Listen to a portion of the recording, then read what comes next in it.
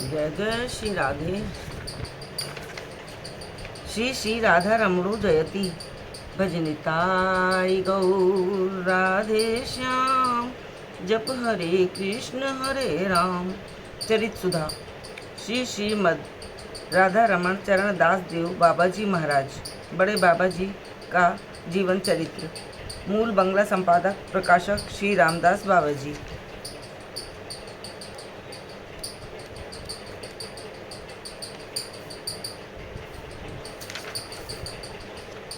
जय जय श्री राधे।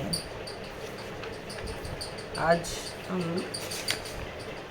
श्री कृष्णानंद दास से मिलन।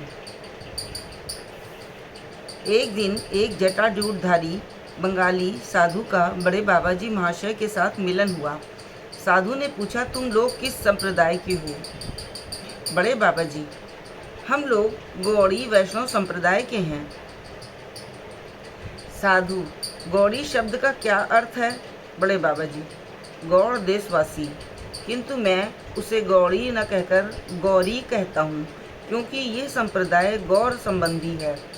ये मेरे अपने मन की बात है। साधु, गौर कौन? बड़े बाबाजी, गौर पूर्णतम साक्षात ब्रजेंद्र नंदन है, कलयुग के प्रच्छन्न अवतार हैं। साधु, इनके जन्म आदि है क्या? बड़े बाबाजी, हैं क्यों नहीं। श्रीधाम नवद्वीप में श्री सची देवी के गर्भ से वैदिक श्रेणी पवित्र ब्राह्मण कुल में श्री गौरांग देव ने जन्म ग्रहण किया। उनके पिता का नाम था श्री श्री जगन्नाथ मिश्र ठाकुर। साधु महाशय, आप यदि असंतुष्ट न हों तो मैं कुछ कहूँ? बड़े बाबाजी बोले, महाशय निसंकोच कहिए, हम लोग नित्यानंद दास हैं, हमें किसी से असंतुष्ट होने का अधिकार नहीं है। आप स्वच्छंद होकर कहिए। साधु बोले, महाशय जो पूर्णतम भगवान हैं, उनके जन्मादिक संभव है क्या? बड़े बाबाजी, भगवान जीवों के लिए अनेक प्रकार के रूप धारण कर धर्म का संस्थापन और अधर्म का विनाश करते हैं।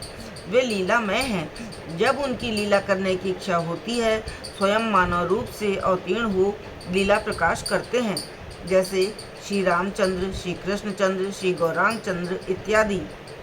साधु, केवल मुख से कहने से तो कोई इन बातों का विश्वास करेगा नहीं।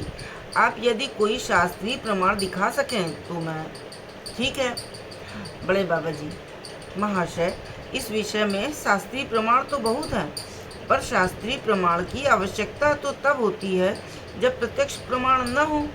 निताई गौर का भुवन मोहन सर्वचित्ताकर्षक अपरूप देख यदि कोई उन्हें प्राकृत मनुष्य समझे, तब तो शास्त्र युक्ति परोक्ष प्रमाण है, जिनका स्वरूप दर्शन करते ही बड़े बड़े पाखंडियों के भी मन प्राण उनके चरणों में आकृष्ट हो जाए और जिनकी अद्भुत लीला कथा सुन हृदय विमुग्ध हो जाए।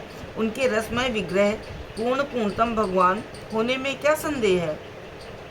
साधु, यदि कोई लंपट पुरुष किसी सुंदरी युवती को देख आकर्षित हो तो क्या उसे आप ईश्वर कहेंगे?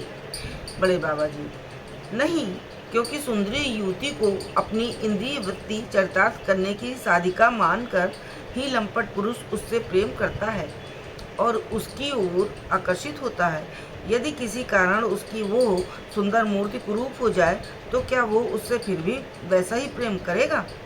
साधु, नहीं, वो तो केवल रूप लोलुप कामुक पुरुष है। रूप और यौवन का भाव होते ही आकर्षण भी न रहेगा, ये निश्चित है। बड़े बाबाजी, तब आप ही विचार कीजिए कि काम और प्रेम में कितना भेद है। काम रूप लालसा संभूत है, रूप के अभाव में काम नहीं रहता। प्रेम निर्मल निर्हेतुक है और रूप गुण के साक्षेप नहीं है। प्रेम के तो पात्र का भी अभाव हो जाए तो प्रेम का वास नहीं होता, बल्कि उसकी वृद्धि होती है। विरह में ही प्रेम का ज्वलंत विकास दिख पड़ता है। श्री गौरांग प्रभु के पूर्णतम साक्षात ब्रजेंद्र नंदन होने के अनेक प्रमाण हैं। श्रोताओं, अब ये सारे जो ब्रजेंद्र नंदन हमारे श्री श्री गौरांग प्रभु हैं, तो इनके जो साक्षात प्रमाण दिए गए हैं सारे पुराणों में और अनंत संहिता, साधनोल्लास और कृष्ण यामला और ब्रह्मयाबल में जितने भी इनके ब्रह्म पुराण, पद्म पुराण, नृसिंह पुराण, शिव पुराण आदि, जैमिनी भारत आदि बहुत सारे ग्रंथों में इसके प्रत्यक्ष हमें प्रमाण मिलते हैं। वो उनमें से हम कुछ पर आज दृष्टिपात करते हैं। श्री गौरांग प्रभु के पूर्णतम साक्षात ब्रजेंद्र नंदन होने के अनेक प्रमाण हैं। कुछ सुनिए। वासुदेव सार्वभौम ने कहा है, कालान्नष्टम भक्ति योगम निजम यह प्रादुष्कर्तु कृष्ण चैतन्य नामा आविर्भूत तस्तस्य पदारविंदी गाढ़म गाढ़म लियताम चित्तभृंगः। कलयुग के प्रभाव से अपने भक्ति योग को नष्ट प्राय देखकर उसे प्रकाशित करने के लिए कृष्ण चैतन्य नाम धारण कर जो अवतीर्ण हुए, उनके पाद पद्म में हमारा मन मधुकर लीन हो। विष्णु सहस्रनाम श्लोक में कहा गया है, सुवर्ण वर्णो हेमांगु वरांगदश्चंदनांगंदी संन्यास कृच्छमः शांतो निष्ठा शांति परायणः। ये विष्णु सहस्रनाम 98 है श्लोक। हे प्रभु, तुम सुवर्ण वर्णधारी गौरांग, सुंदर कांति युक्त, चंद वलय आदि भूषित, सन्यासी, भगवन्निष्ठ, सुशील एवं निवृत्ति और शांति परायण हो। विश्वसार तंत्र के उत्तरखंड में एकादश पटल में ये श्लोक आया है। गंगाया दक्षिणे भागे नवदीपे मनोरमे कली पाप विनाशाय शचीगर्भे सनातनी जनिष्यति प्रिये मिश्र पुरंदर गृहे स्वयं फाल्गुने पौर्णमासंच निशायाम गौर विग्रह। हे प्रिय, कली कलुष विनाश के निमित्त गंगा के दक्षिण तीरवर्ती अति मनोरम नवदीप ग्राम में फाल्गुनी पूर्णिमा निशि में मिश्र पुरंदर के घर शची देवी के गर्भ से स्वयं भगवान गौर रूप में अवतीर्ण होंगे। अनंत संगीता में देवादिदेव महादेव पार्वती से कहते हैं, वृंदावने सदा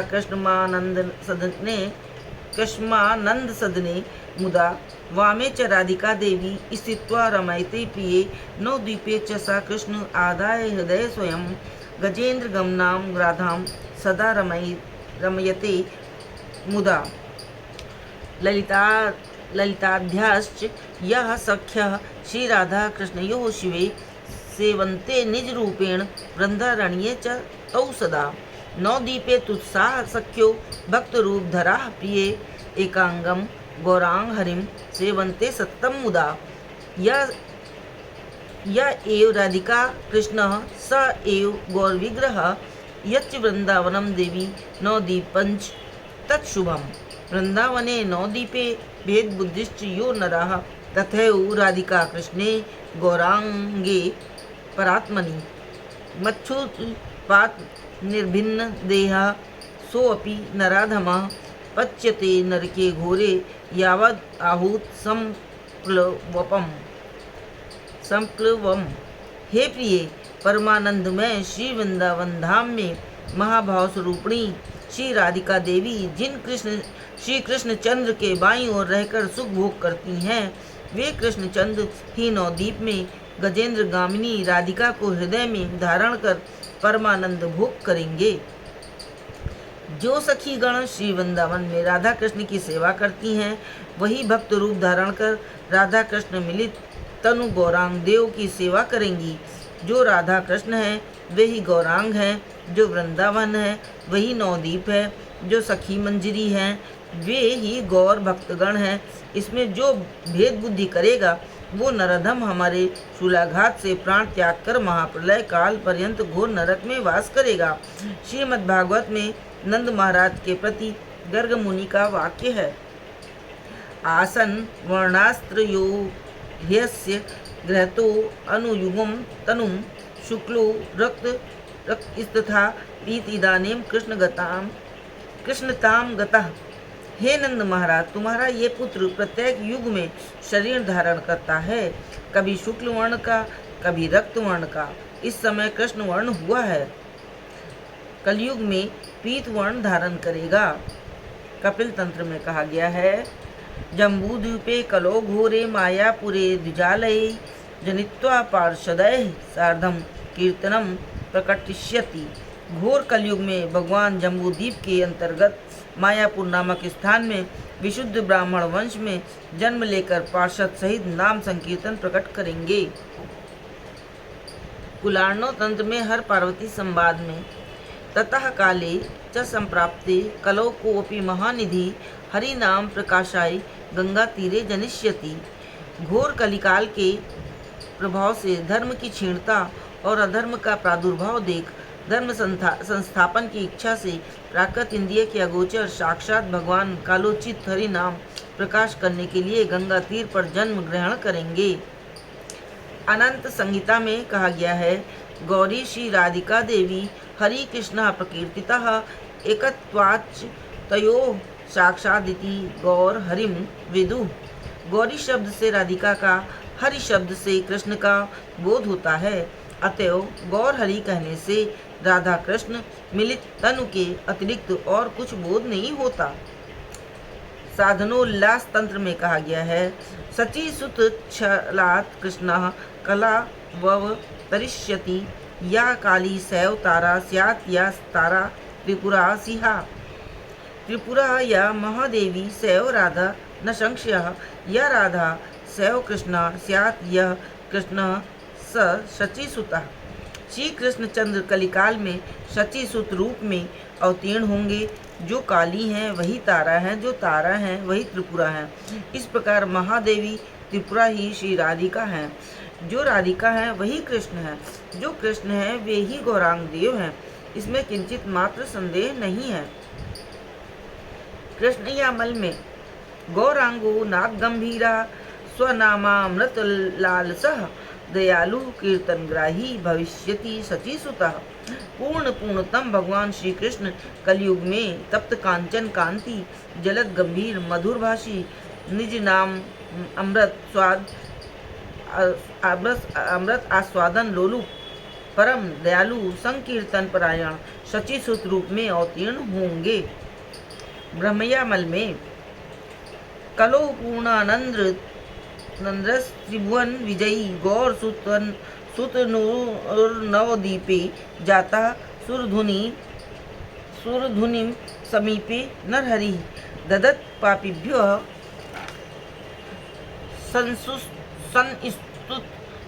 स्तुतुम हरेर्नाम सुकृतम तरित्वा पापाब्धिम भुवि विजयते श्री गौरचंद्रा विद्या। कलिकाल में श्री सच्चिदानंद में त्रिभुवन विजयी कांचन कांति श्री गौरचंद्र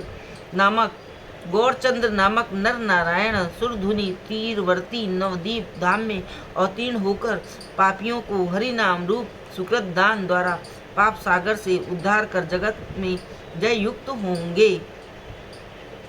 वंदे गौरावतारम कलिमल मथनम श्रीनवदीप वासम कंठे मालाम दधानम श्रुति युग विलसत स्वर्ण संसक्त गंडम केयूरांगद दिव्य रत्न घटितम बाहुद्वय विभृतम भक्तेभ्यो ददतम मलापहरणम नमामि सर्व हरे।